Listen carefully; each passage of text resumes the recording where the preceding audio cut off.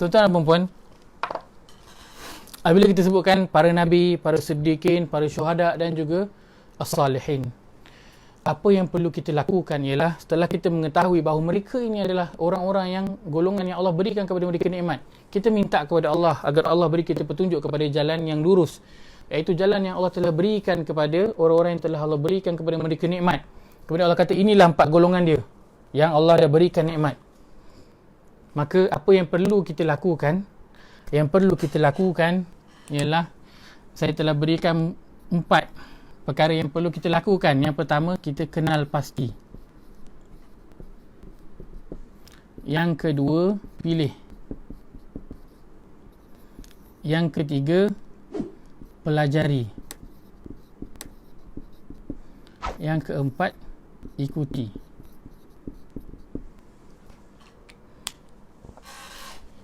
Yang pertama, kenal pasti.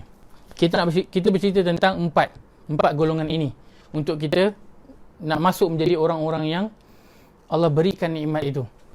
Maka Allah berikan 4 golongan ini. Yang perlu kita buat ialah 4 perkara. Yang pertama, kita kenal pasti. Apa yang kita nak kenal pasti? Kita berada pada bidang apa? Seperti yang saya pernah sebutkan sebelum ini, Allah, dia telah menetapkan kita dalam sesuatu bidang. Maka carilah syurga melalui bidang tersebut. Maka kita kena kenal pasti kita ini berada dalam bidang mana. Kita berada dalam bidang pendidikan, kita berada dalam bidang perniagaan, perusahaan, kita ada dalam bidang pekerjaan, kita ada dalam bidang pengurusan, menguruskan syarikat atau menguruskan rumah. Yang paling hebat adalah ibu-ibu yang berada di rumah. Mereka berada dalam bidang pengurusan, menguruskan rumah, juga berada dalam bidang pendidikan, mendidik anak, juga menjadi apa? Ketua dalam rumah. Penting. Maka setiap orang perlu kenal pasti bidang dia. Dalam bidang dakwah, dalam bidang pendidikan, dalam bidang perusahaan, perniagaan. Kenal pasti kita ni dalam bidang apa. Kemudian kita pilih. Kita pilih. Pilih ni maksudnya kita pilih apa? Kalau dalam para nabi, kita ada apa? Kita ada Nabi Yusuf. Kita ada Nabi Ayub. Kita ada Nabi Nuh. Kita ada Nabi Muhammad sallallahu alaihi wasallam, alaihi wassalatu wassalam. Daripada kalangan siddiqin, syuhada dan juga as-salihin, kita ada siapa? Kita ada para sahabat. Kita ada para tabi'in. Kita ada at-tabi'in. Kita ada para ulama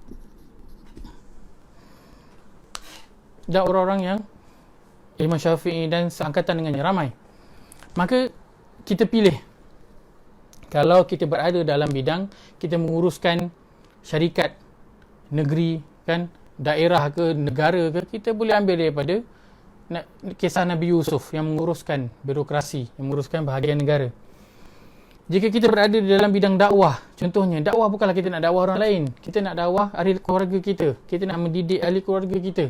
Itu yang paling utama sekali yang Allah sebutkan dalam surah 66 ayat yang ke-6. Surah 66 ayat yang ke-6. Surah Tahrim ayat yang ke-6. Allah kata apa? Wahai orang beriman, ku anfusakum wa ahlikum nara, peliharalah diri kamu dan ahli keluarga kamu daripada api neraka. Maka golongan yang pertama sekali perlu kita dakwah ataupun perlu kita didik ialah ahli keluarga kita. Maka siapa yang berada dalam medan dakwah, terutamanya ahli keluarga, nak mendidik ahli keluarga ni, maka boleh ambil contoh pada Nabi Nuh, iaitu jangan berputus asa. Jangan berputus asa.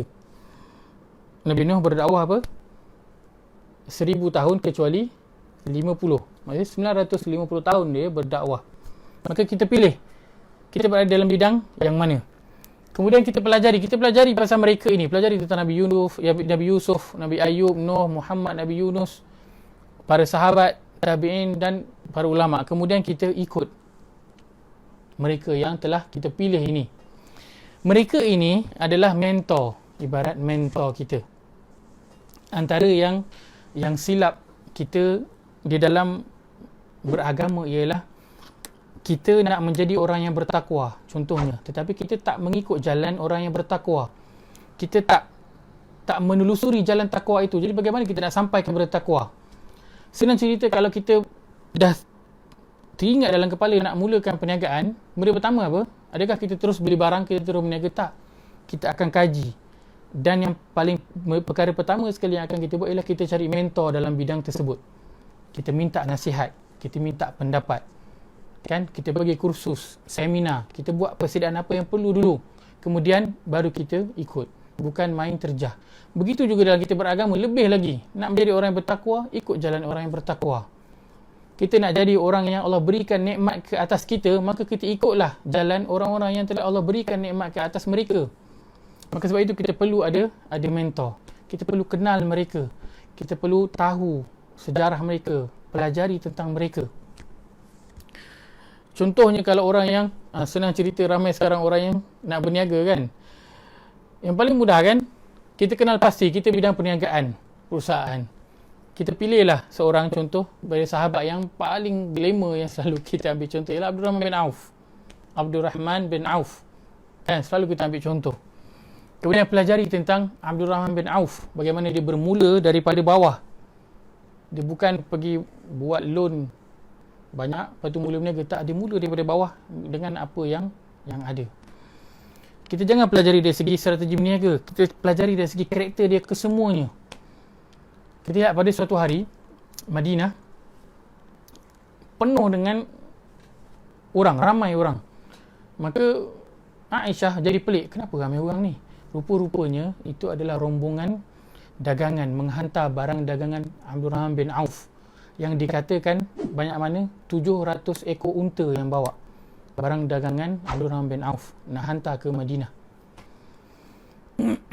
Maka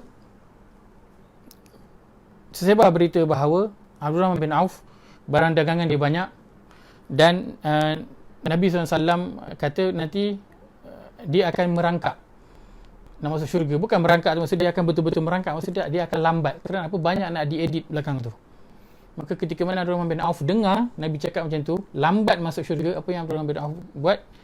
Dia kata, aku sedekahkan semua barang dagangan aku ini untuk Allah dan juga Rasul. Maka dia tidak terikat dengan perniagaan dia. Harta dia, perniagaan dia hanya di tangan, bukan di hati. Itu antara benda yang perlu kita pelajari daripada orang-orang yang telah Allah berikan nikmat ini. Bukan hanya kita pelajari mereka ni adalah orang yang kaya, pandai buat duit dan sebagainya. Tak, kita pelajari karakter mereka semuanya. Osman bin Affan seorang peniaga, kan? Antara perkara yang Osman bin Affan minta ialah supaya dia berniaga agak jauh daripada Masjid Nabawi dan dia minta supaya perniagaan dia berada dekat dengan masjid. Bukan Osman bin Affan, maaf. Tamim Ad-Dari. Perniagaan dia jauh daripada masjid. Jadi dia kata kalau jauh susah nak pergi solat berjemaah. Jadi dia doa nak kepada Allah supaya perniagaan dia dekat dengan Masjid Nabawi. Maka dapatlah dia buka kedai berhadapan dengan Masjid Nabawi. Mudah dia untuk pergi solat. Kan, maka sehingga hari ini kita tengok kat Masjid Nabawi kan keliling tu penuh dengan apa? Dengan kedai. Kan berkat daripada siapa? Tamim Ad-Dari. Begitu juga Uthman bin Affan. Kan perniagaan dia yang sangat besar sehingga hari ini dia punya ladang kurma dia masih ada, wakaf dia masih ada, hotel dan sebagainya masih diwakafkan atas nama Uthman bin Affan. Itulah maksudnya keberkatan. Orang yang telah Allah berikan nikmat, maka pelajari mereka dan ikut keseluruhannya. Jangan ikut bahagian berniaga sahaja. Ikut keimanan mereka kepada Allah dan Rasul bagaimana. Mereka menggunakan harta itu bagaimana.